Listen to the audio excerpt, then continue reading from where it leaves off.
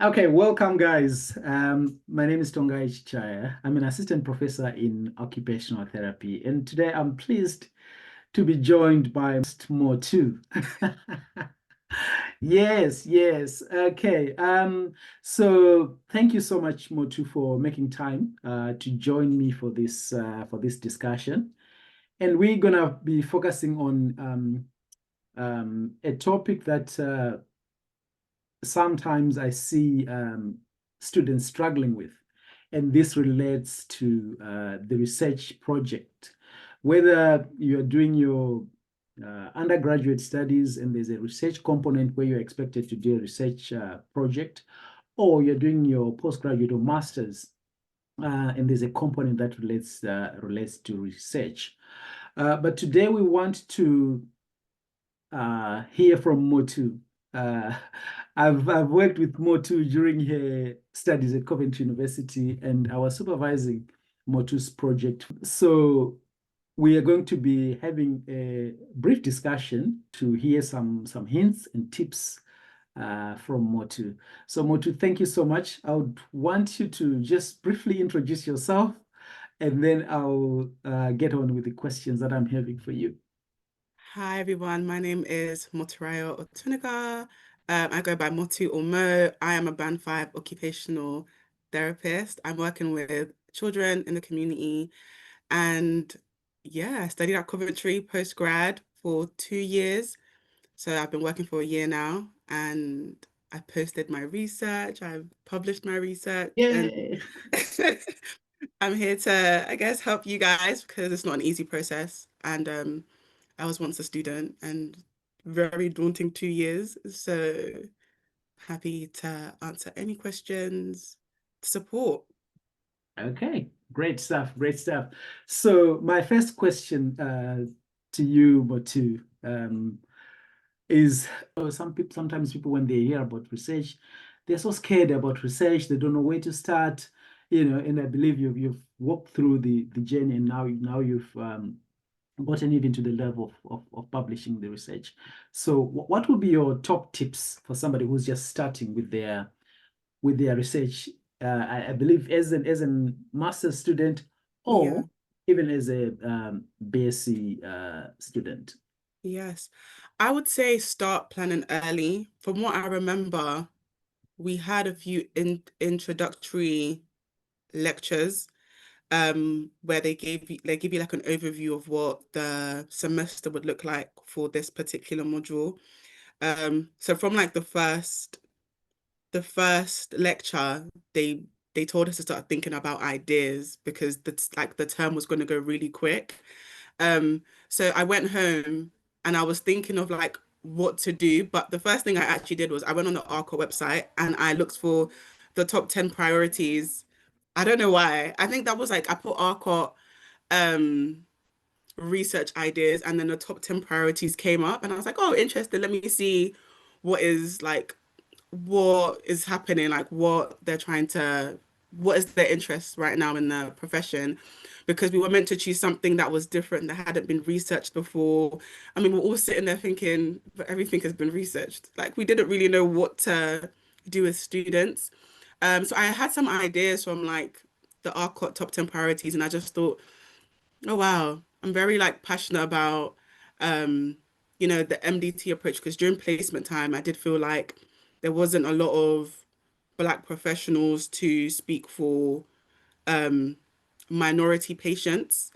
And I felt like that was missing. So I was like, okay, I wonder what I can do to bring in Blackness somehow into my research. Um, and that's where it really started from, like my idea. I didn't know exactly what I wanted to do, Mhm. but I did my research and like paired it up with like my interests and what I'm like passionate about. And then from there, I was like generating ideas in my head. So there was a combination of you looking up at the top 10 priorities for the Royal College of OT, and then linking this with the area of interest that you had, and you had this interest to see how you could make contributions towards or to include Blackness in your own words, as you have said it. Yeah. Okay, right. That's good. That's good. So, are there any issues or things that you would say Please try and avoid doing this. Oh, please try avoid doing this. Yeah. Um, I would say avoid starting late. I know as students, we leave everything last minute, and we think when we leave it to the second to last week, then we have the the energy to finish all our work. I would say do not leave anything to last minute because required a lot of focus, reading time, energy, creativity. So leaving your research topic to the last minute for me, I wouldn't be like a wise thing to do. I would say if you are struggling with trying to figure out what you want to discuss or yeah, do your research project about, speak to your peers Mhm. and see like what they're talking about and what ideas they have. Maybe that might spark something in you. And sometimes some being honestly speaking, some students listen better than others. So I didn't really listen that well sometimes. So I'd be like, well, I'm gonna do this, and they'll be like, we're not allowed to do that. And then I'm like having to go back and think, oh, we're not allowed to like do that. I think what I'm focusing on is like I think we're not allowed to research outside of the uni, and I wanted to Yeah. research like actual OT professionals, but we had to keep it in the uni. So I Yeah. was like very overly ambitious, and they were like, oh no, we can't do anything within the NHS. It has to be like within the uni. So Right. yeah, talking to your peers as well as asking if you do have some ideas, do take it to your lecturer to see what they have to say. I would also say don't let that put you off if it is something that you are passionate about and you've done your research about it and you feel like you can make something out of it, Yeah. then stick to it. Yeah. Um, so yeah. Yeah. Great. Thank you so much. Pinning down your title. Any ideas along that? You can also link your response to that to the next question, which is about managing the different stages of the research process. Okay. So coming up with the title, like I said, I wanted to focus on blackness. Initially, I thought I was going to I can't I think I wanted to focus on the experiences of OT professionals because when I was doing research, there wasn't anything focused on OT professionals specifically. They will always come under other professionals in research, but there would be research around nurses, doctors, physios, but nothing to do with OTs. And then when I did do like other research around like um, minority groups, it would Yeah. be there would be more focus on everything like maybe like sexuality or in terms of disability. And then if it came to race, it would be like all the races together, nothing to say this is Asian, this is black. Okay. So I wanted to focus, then I was like, okay, cool. I want to focus on black students Mhm. um and focus on OT students like so it came together Mhm. Mhm. so I came with the title of the experiences of Black OT students in education and whilst on placement. And that's how that came together, really. It was just looking at research and seeing there was like a gap Mhm. Mhm. in that area Mhm. in OT. Mhm. When it came to the stages of the research process, if I'm being honest, I would say luckily for me, and I always say like when I have this discussion, I always say luckily for me because like I know it sounds odd, but luckily for me, I had a black tutor, Yeah. um, which I think made all the difference because I low-key had like educational like PTSD from my undergrad, where when we were doing I was doing my dissertation with like I was the only black girl amongst like five other white women girls who were also doing like we had the same dissertation topic and we had a white tutor, an older white lady that was our like tutor overseeing us for our dissertation. And it was like the worst process for me. Like I didn't feel like she supported me the same way she supported other students. So I had like almost like a panic of if I have another white tutor for my dissertation, I'm gonna get the same treatment, thinking because I'm black. So when I saw that I had a black tutor, I said, oh, this is gonna be great because he's going to understand my question, like my research topic, Mhm. and support me compared to like I'm not saying this is like facts or like this is what would have happened, but maybe if I took that question to a white tutor, they may have been a bit taken aback by that question. So yeah, luckily I had a black tutor who supported me. I will say in terms of the stages of the research process, meet your milestones because Yeah. in that way you stay on track and you're able to just manage your load. If you leave everything, like I said, to the last minute, Mhm. you're gonna have to type up your results. Your methodology is probably like your longest, like Yeah. one of your longest parts to type out. Mhm. And you like your methods is a really important part, I would say, of the like it explains your research, like why you're doing what you're doing, why it's valid, why it's reliable. Like so making sure you get the methods part, I would say like good will lead the rest of your research to your results, to your discussions, to like everything else. Um, so meet your milestones, Mhm. ask your tutor for help, Yeah, yeah. um, go to the library. I use the library a lot, like the support. Okay, thank you so much. Can you talk a little bit about the other exciting things around data collection, data analysis? Just a little bit. Um, I did a qualitative study, so there's a process to that as well. Um, which I'm trying to remember right now, but there's a process to that which was very thematic analysis. Whoever's doing Before you go to qualitative. thematic analysis, let's talk a little bit about data collection, the interviews, recording, transcribing. Oh, that yeah. So with that, so the interviewing part was very finding participants wasn't difficult for me because I was gonna focus on black students on the course and there was like 5 black students already. And then Tongai helped me find a couple more in the undergrad. Um, and that was pretty much how I was able to like collect participants for my study. Um, and like regarding the interviews, they were all online, they weren't face to face, and um, they were very difficult interviews to have because of the topic that I was researching. Um, and I felt like I didn't like I had a lot of support from Tonga, but it still felt like as a researcher, as like a student as well, it did feel kind of like heavy. It felt almost really weird to kind of go through that process of like this is people's real lives and this is not just like it's more than a dissertation. It became very personal to me. Um, and then after the interviewing process is the write-up process. Mhm. And that was the second very long part before like the interview process was long because you have to like ask questions, ask follow-up questions and yeah, go through that and then the write-up process, which is reading through all the scripts, Mhm. analyzing the scripts Mhm. 4, 5, It's 10 thematic analysis, right? thematic, yeah, 10 times, coming up with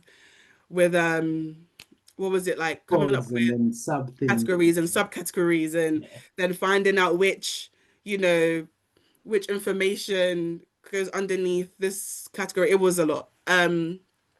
But with support, again, I feel like the support that I had was great. And I had other students, other like peers that were doing thematic analysis as well. So being able to ask them like how did you do because I found it kind of difficult some of the lines some of the categories would blur with each other, Mhm. so Mhm. asking others to that how do you because I'm having to reread and reread Yeah. like how Yeah. do I come up with like a specific category when they Mhm. look the same, Mhm. so other students who had similar difficulties but were able to overcome that and I didn't, I'd ask them and they'd give me like tips on just on what to do at that time and then I'll take it to Tonga and ask him like for a second approval if that makes sense. I'll go back and reread and do it all over again. Mhm. And um then typing it out. Mhm. Um and like making like having a draft is good. Sending that draft to see if it's what could be improved was very helpful. Mhm. Um because like Tonga, I'll be like, that's not good enough. What do you mean? As a student, you feel like what you're typing makes sense I hope I until wasn't too tough with no, you. it was perfect because yeah, as a student, you think what you're typing makes sense or it's you're on the right track and you are feeling very overly ambitious about what you're typing and passionate.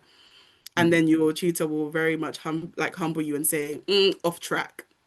So you have to go back. So there was a lot of going back and forth with go back and reread your scripts, thematic analysis, like go back and read your script. Did you read like go back again, start from Mhm. the beginning? And it's like you're doing the process 1,000 times. Mhm. Mhm. In 10 weeks. I think it's like 10 weeks the 10 weeks. semester. Um, so that was the process of from what I remember. Yeah, yeah. Um, So talk to me about the last part, the final lap, where you were now writing so that you can then submit your final version. I remember you were under a lot of pressure at that time. yes. Can you share a little So bit about how that could be better handled? I'm sure a lot of you probably, maybe some of you have some holidays booked. I had a holiday planned. So I was trying to get everything done before that holiday. So, like I said, give yourself milestones, and manage your time really well. Because if like I say again, if you leave it last minute, you're going to crumble.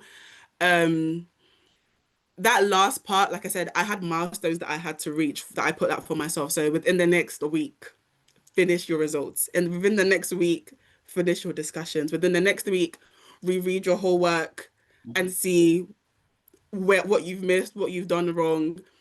And then given my time during like supervisions, to ask loads of questions.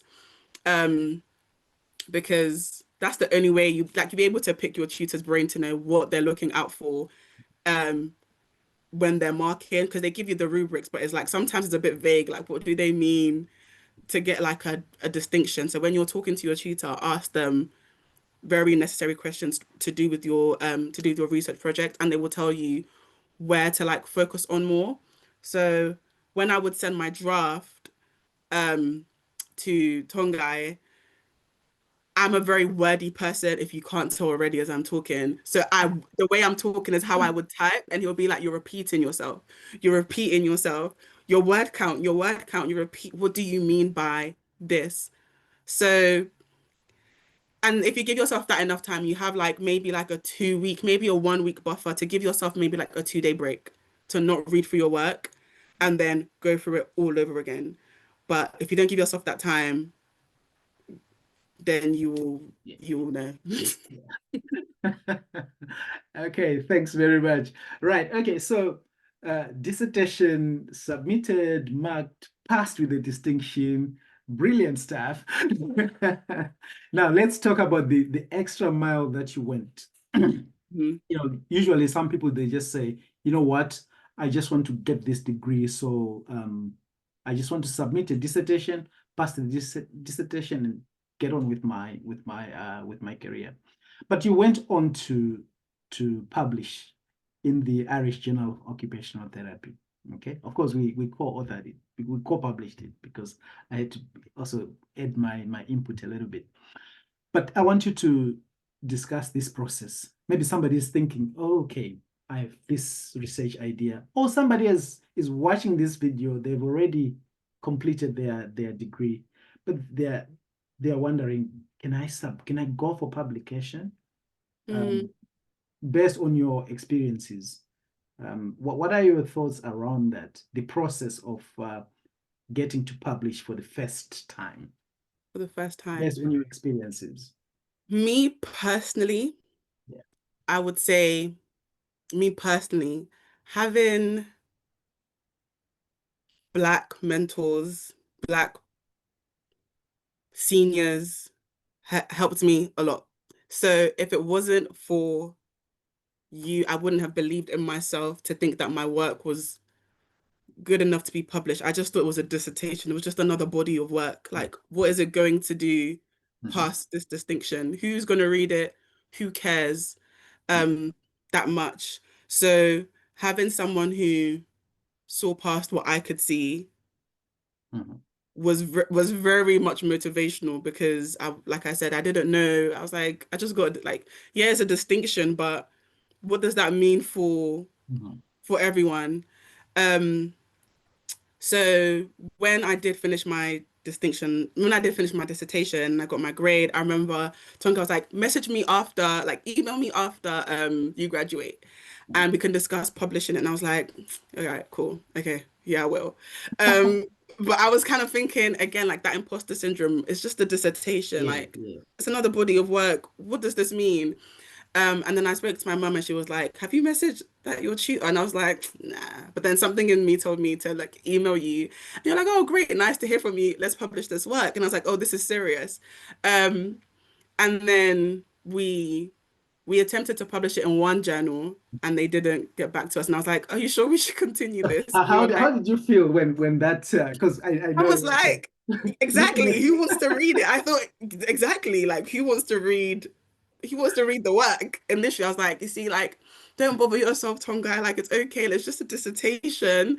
Like, I was upset, but it was like it was expected. Like, I don't know. I was already like looking negatively. I didn't yeah. think, So I think that's one issue which scares people away from publishing because when you submitted to the first journal and then it was rejected, you yeah, feel like, oh, maybe this work is not adequate, maybe this work is inferior. But then for me, when I looked at the feedback from the journal that it rejected, it it became apparent that they were not seeing the issues that we were seeing from our perspective. And mm, obviously, maybe in terms of geographical location, it might have been less relevant for that particular journal. But then we then shifted direction to then submit to the Irish Journal of Occupational Therapy. Tell me your experiences with oh, that was a new experience. That was something I've never experienced before. So you send off your paper and they review it and they send it back with their reviews. And I remember reading it. I remember the first time I read it, I kind of like skimmed through and I was like, are these like I had like so many thoughts in my head, like whoever's reading this, something is I don't know. I don't want to say what I had in my brain, yeah, but I definitely messaged Tonga like that doesn't make any sense. And then when I read it again, I realized that like they didn't some of the reviewers didn't understand what they were reading. Um, and that was kind of frustrating because I was like, this is stopping me from possibly like now publishing something yeah, because you're not understanding what you're reading. Um, but I kept the hope because Tonga was like, don't worry, we're gonna keep on, we're gonna send back, yeah, our response and see what they say. Because I think in their response they said like it's good enough to be published, but these are the areas that they will change. So there was like that little bit of hope that was like, okay, cool, this could be published. Let's just respond and see what they have to say. yeah, Um, and that process was just like I remember just waiting for Tonga to like, oh, they've approved it. And I was like, oh, what if they come back and they're like, nah, still not good enough, like the first journal, then yeah. it's like not only do they not care about what's happening in real life, but then it's like, I told you so. I told you, you should have just left me. But yeah, they came back and they were like, oh yeah, it's good. And then Tonga was like, yeah, it's gonna be published. Um, and my like 16-year-old self, 17-year-old self was excited because like when I used to study Yeah. psychology, sociology, you would see like Ainsworth et al. Yeah. 2000. And me and my friends used to make jokes like one day it will be us or Tuniga 2026. And Yeah. it was kind of weird. I was like, is this real? Like, is this real? Like, is this real? Yeah, and it was real. I'd say the process was it was a long one. It was a lot of like imposter syndrome, a lot of self-doubt Mhm, mhm, um during that process of like, is this work good enough? And once it's out there, mhm. what's next? What happens after that? And I've received a lot of amazing like feedback and responses from a lot of like OTs on LinkedIn, and it has opened some cool opportunities for me to continue speaking about Mhm. um the research and continue that discussion on something that isn't spoken about a lot Yeah. within the Yeah. profession. Yeah. Uh, Fantastic. I mean, you did an excellent job because many people they get scared and they give up too early, I think.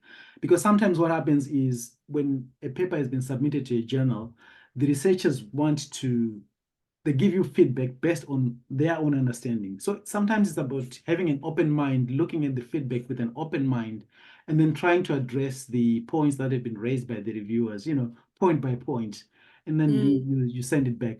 If it doesn't work for a particular journal, it might be that maybe you need to look for other journals that are better aligned with the title that you are focusing on.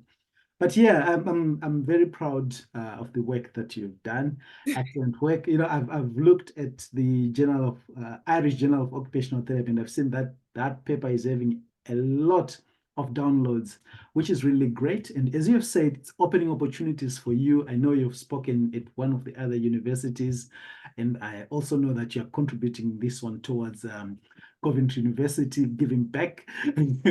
You know, so that's really great, and thank you so much for the time that you've made to just share a little bit your experiences and hopefully inspire somebody to sort of like go through this journey just like as you have done.